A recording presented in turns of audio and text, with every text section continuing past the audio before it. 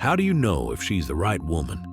This question has destroyed more men than any war, ruined more lives than any disease, created more regret than any single decision you'll ever make. You meet her.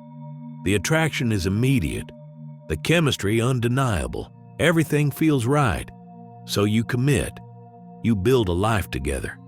And then, years later, you wake up next to a stranger wondering how you got it so catastrophically wrong.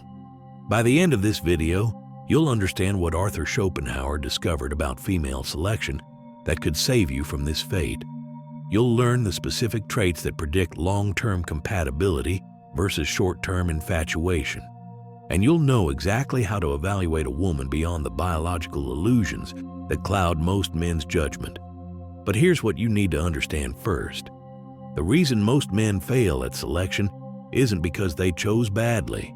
It's because they never really chose at all.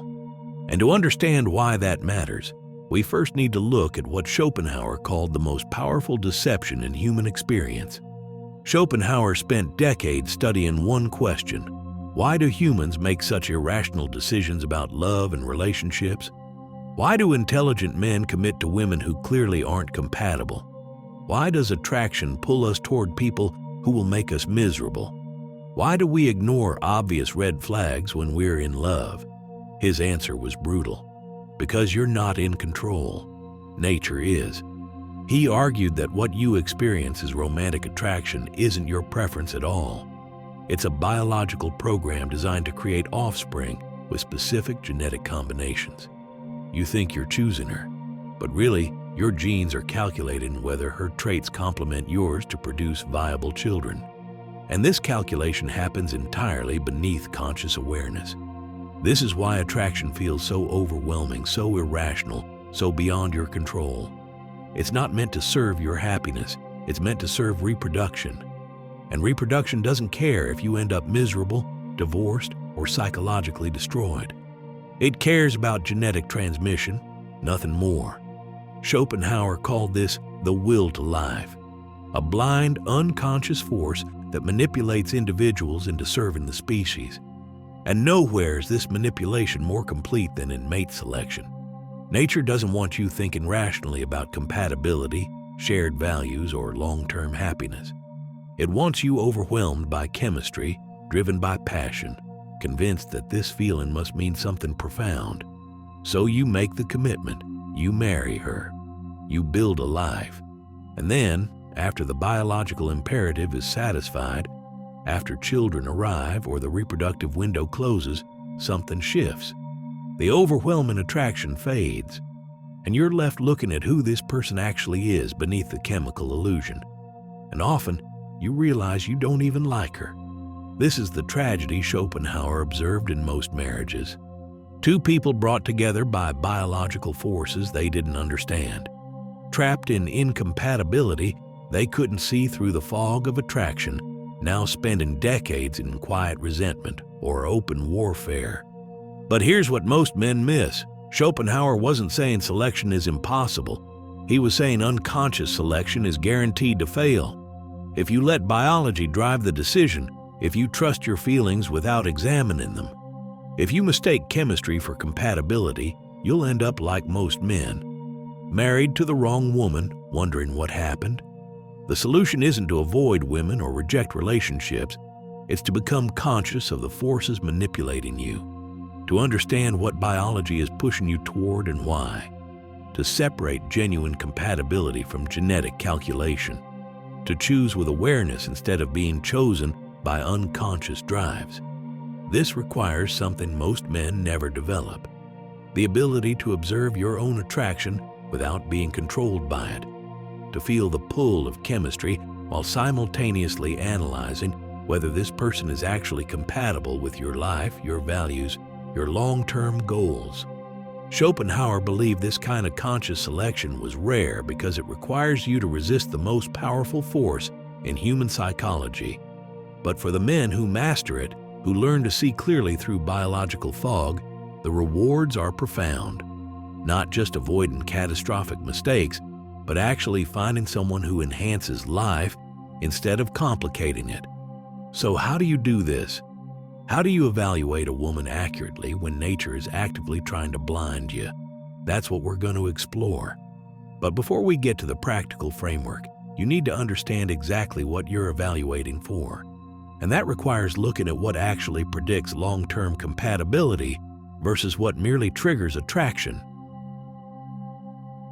When you're attracted to a woman, what are you actually responding to? Most men have never examined this question. They just feel the pull and assume it means something.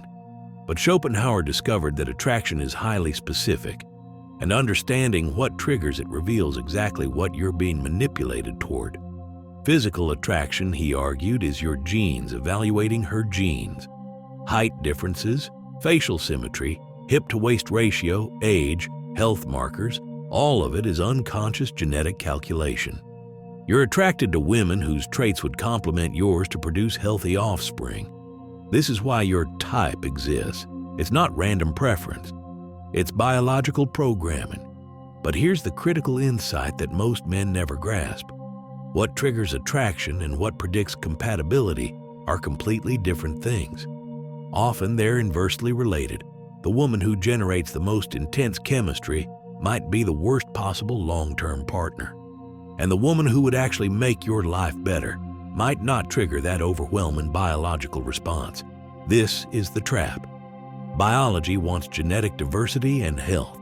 It doesn't care if she shares your values, respects your boundaries, or can build a stable life with you.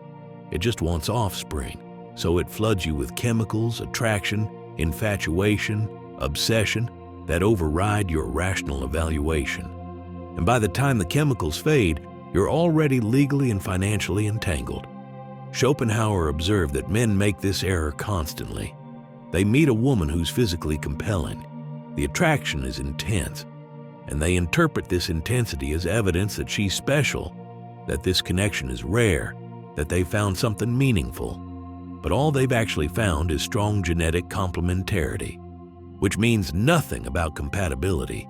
So what should you actually evaluate? What predicts whether a relationship will enhance your life or destroy it?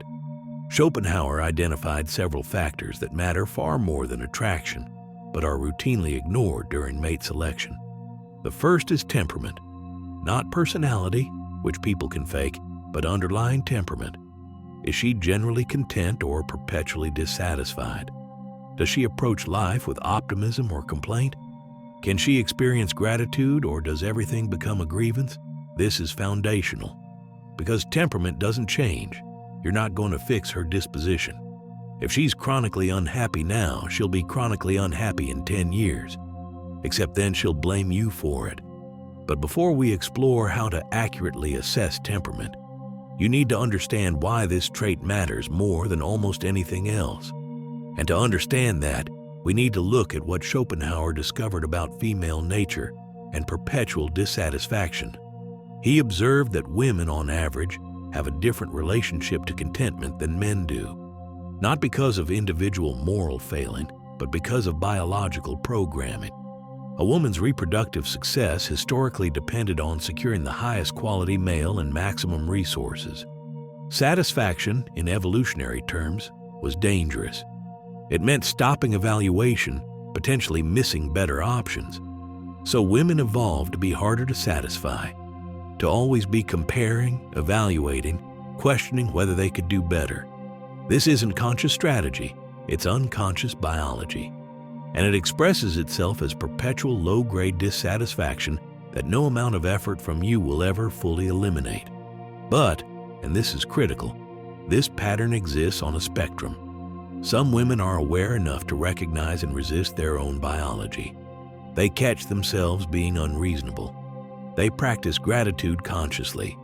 They distinguish between legitimate needs and insatiable biological drives. These women are rare, but they exist. Others are completely unconscious. They have no awareness of their own patterns. Every feeling is justified. Every dissatisfaction is your fault. Every want becomes a need. They're driven entirely by biological programs they can't see and won't acknowledge. These women will destroy you slowly, one complaint at a time, one moved goalpost at a time, until you're a shell of who you were. This is why temperament assessment is crucial. You're not evaluating whether she's happy in the moment. You're evaluating her baseline relationship to contentment. Can she experience satisfaction? Does she practice gratitude? Can she acknowledge when she's being unreasonable? Or is everything always someone else's responsibility? Most men never ask these questions. They're too blinded by attraction to evaluate accurately. They see her smile during the courtship phase and assume that's her baseline. But courtship behavior is performance. You need to see how she acts when she's not trying to attract you, how she treats service workers, how she talks about ex-partners, how she responds when things don't go her way. But temperament is just the first factor. There are others equally important that most men completely miss, and that's what we need to examine next. Schopenhauer identified several traits that predict relationship success or failure far more accurately than attraction does. But these traits are difficult to assess because women instinctively hide them during courtship. Evolution taught them to display their best qualities while concealing their worst until commitment is secured. So you need to know what to look for and how to see through performance. The second critical trait is self-awareness. Does she understand her own patterns? Can she acknowledge her flaws without defensiveness? Does she take responsibility for her contributions to past relationship failures? Or is every problem always the other person's fault? This matters because relationships require two people who can recognize and adjust their own dysfunction. If she can't see her patterns, she'll repeat them endlessly. And worse, she'll blame you for the results. You'll be in constant conflict with someone who's incapable of acknowledging their role in creating it. Test this early. Listen to how she describes past relationships. If every ex-boyfriend was abusive, crazy, or inadequate, that's a red flag. Not because those relationships might not have been difficult, but because her inability to acknowledge any personal responsibility suggests she lacks the self-awareness required for healthy partnership. Compare this to the woman who can say, "I contributed to that failing by doing X, I've learned Y, and I'm working on Z." That's someone who's done internal work, who can grow, who won't make you responsible for fixing what she won't acknowledge. But before we continue with the other traits, you need to understand something about the timeline of evaluation. And this is where most men catastrophically fail. Schopenhauer warned that the courtship phase is theater. Both people are performing their best selves. Women especially, because their biological imperative is to secure commitment from the highest value male possible. So she's going to be agreeable, sexually available, low maintenance, everything you want, until commitment is secured. This is why Schopenhauer insisted you cannot accurately evaluate a woman in the first 6 months. You're not seeing her. You're seeing the version she's constructed to attract you. The real person emerges slowly, after she feels secure, after the performance becomes unsustainable, after she stops managing your perception. Most men commit far too early. They feel strong attraction, they enjoy the courtship version of her, and they assume that's who she is. Then they're shocked when, after marriage or cohabitation, a different person emerges. But she didn't change. She just stopped performing. So the third trait you're evaluating is consistency. Does she maintain the same behavior over time? Or does she shift dramatically once commitment is secured? You need at least a year, preferably 2, to see if the patterns hold. To observe how she handles stress, disappointment, conflict, boredom. To see if her good behavior is genuine or strategic. This patience is difficult because biology is screaming at you to commit. The attraction is strong. She's displaying availability. Your instinct is to lock this down before you lose the opportunity. But this instinct is precisely what Schopenhauer warned against. It's nature manipulating you into premature commitment before you've evaluated accurately. The fourth trait is autonomy. Does she have her own life, her own purpose, her own identity? Or is she looking for a man to provide direction, meaning structure? This distinction is crucial because dependent women become burdens. They make you responsible for their happiness, their purpose, their emotional state, and this responsibility is suffocating. Look for a woman who was complete before you met her, who has goals independent of relationship status, who can be alone without falling apart, who brings value to the partnership instead of just extracting it. These women are rare because many women are taught that landing a high-value man is the achievement, but they exist. The fifth trait is sexual compatibility, but not in the way most men think. Schopenhauer observed that women often use sex strategically during courtship. High frequency, high enthusiasm, whatever it takes to secure commitment. Then, after marriage, the frequency drops dramatically. This isn't conscious deception necessarily, it's biological. The imperative to attract fades once commitment is secured, so you're not evaluating how good the sex is now. You're evaluating her actual drive level. Does she initiate? Does she maintain desire during stress or conflict? Does her enthusiasm seem genuine or performative? You need to observe this over time, through different contexts, to assess accurately. But all of this raises the question, how do you actually implement this evaluation without destroying the relationship through obvious testing? That's what we need to address next. Evaluating a woman consciously while building a relationship is delicate. You can't interrogate her. You can't make the assessment obvious, but you can't ignore it either. Schopenhauer would say you need to become a quiet observer, watching patterns instead of listening to words, noting behavior instead of believing explanations. The first principle is patience. Resist every impulse to commit prematurely. Modern culture pushes rapid escalation, dating to exclusive to cohabitation to engagement in months. But this timeline serves the biological imperative, not your well-being. Slow everything down. If she's genuine, she'll respect the pace. If she pressures you to commit before you've evaluated thoroughly, that pressure itself is information. Schopenhauer observed that women who are confident in their value don't need to rush commitment. They're willing to let you evaluate because they know what you'll find. It's the women who are hiding dysfunction who need to secure commitment quickly before the mask slips. The second principle is observation through stress. Anyone can be pleasant when everything's going well. You need to see how she handles adversity, disappointment, conflict, things not going her way. This reveals character that courtship behavior conceals. Create small tests, not elaborate schemes, but natural situations where stress emerges. Be unavailable sometimes. Disagree with her about something? Don't accommodate every request immediately. See how she responds. Does she handle it gracefully? Or does she become manipulative, passive-aggressive, or explosive? Pay special attention to how she treats people who can't benefit her. Service workers, strangers, people of lower status. This reveals her actual character. The way she treats you during courtship is strategic. The way she treats the waiter is real. The third principle is investigation of her past.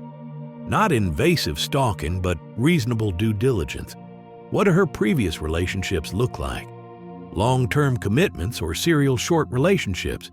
Did she leave or get left? How does she describe those men? What patterns emerge?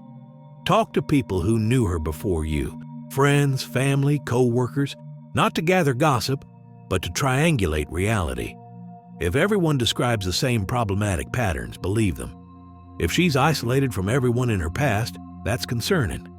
Healthy people maintain some long-term relationships, but before we continue with the evaluation framework, you need to understand the single biggest mistake men make during this process. And it's one Schopenhauer specifically warned against. Men rationalize red flags. They see concerning behavior and immediately create explanations that excuse it. She's just stressed. That's not who she really is. Things will be different once we're married. This rationalization is biological. Your genes want you to commit to her. So your mind generates whatever justifications necessary to override rational concerns. Schopenhauer insisted you must resist this. When you see red flags, acknowledge them. Don't explain them away. Don't minimize them. Don't believe they'll change. Assume whatever patterns you observe will continue and intensify after commitment, because they will. The fourth principle is maintaining your frame. Throughout the evaluation period, you must remain sovereign. Your purpose, your boundaries, your standards, these don't change based on her presence. If she adds value to your life while respecting your frame, that's promising. If she constantly tests your boundaries, demands you change, pressures you to accommodate her at the expense of your goals, that's disqualifying. Watch how she responds to your boundaries. Does she respect them even when they inconvenience her? Or does she probe for weaknesses, push for exceptions, make you feel guilty for maintaining standards? Healthy women respect boundaries. Dysfunctional women view them as obstacles to be overcome. The fifth principle is exit awareness. Throughout this evaluation period, maintain the genuine option to walk away. Don't get financially entangled. Don't make irreversible commitments. Don't allow situations to develop where leaving becomes catastrophically costly. Because the moment you can't leave is the moment you lose all leverage. And women sense this shift instantly. Schopenhauer observed that women respect men more when they know the man could leave. Not as a threat, but as a reality. It keeps the dynamic honest. The moment she knows you're trapped, whether by financial entanglement, social pressure, or your own emotional dependence, the dynamic changes. Often not consciously, but inevitably. So the question becomes, after you've evaluated thoroughly, after you've seen her across context and time, how do you actually decide? What's the standard? That's what we need to address in the final part. After months or years of evaluation, after you've observed her patterns and assessed her traits, you face the actual decision: commit or walk away. Schopenhauer would tell you this choice requires brutal honesty, not about her, but about yourself and what you actually want from life. The first question is, does she enhance or complicate your mission? Every man needs a purpose beyond relationship, work that matters to him, goals that drive him, a mission that defines his life. Does her presence support this? Or does she constantly pull you away from it, demanding attention and accommodation that fractures your focus? Schopenhauer believed most relationships fail because they're built on need rather than mutual enhancement. Two incomplete people trying to complete each other, creating codependency instead of partnership. But the rare relationships that work are between two complete people who choose to walk together, because it makes both paths better. Be honest. Is she making your life objectively better? Or are you staying because you're afraid of being alone? Because you've invested time? Because the sex is good? Because leaving feels harder than staying? These are not reasons to commit. They're reasons you'll resent the commitment later. The second question is, can you accept her exactly as she is? Not as you hope she'll become. Not as she promises she'll change, but as she actually is right now. Because Schopenhauer was adamant that people don't fundamentally change after commitment. They might modify behavior temporarily, but core traits remain stable. If there are things about her that bother you now, assume they'll bother you more later. Assume the small irritations will become major conflicts. Assume the red flags you're minimizing will become the issues that destroy the relationship. And ask yourself honestly, can I accept this permanently? Most men lie to themselves here. They believe love means accepting someone unconditionally. But Schopenhauer would argue that's romantic delusion. Real compatibility means finding someone whose actual traits, not imagined potential, genuinely work with yours. The third question is, does she make peace possible? Relationships require conflict, but some women make conflict productive while others make it toxic. Can she disagree without attacking? Can she admit when she's wrong? Can she repair after fights? Can she let things go instead of weaponizing past grievances? If every conflict escalates, if she never apologizes genuinely, If she stores resentments and deploys them strategically, that's not going to improve. Conflict patterns established early become the template for decades. Choose accordingly. The fourth question is specific to your values. Does she respect masculine authority? Schopenhauer believed healthy relationships have clear hierarchy, not domination, but a natural order where masculine leadership is respected. Modern culture rejects this completely. But Schopenhauer observed that relationships where the woman constantly challenges the man's authority become battlegrounds. Be honest about what you want. If you want a woman who defers to your leadership in key decisions, evaluate whether she's capable of that. If you want egalitarian partnership, evaluate whether that actually works for you psychologically. Don't commit to a dynamic that violates your nature just to appear progressive. The fifth and final question is, would you be proud to have her as the mother of your children?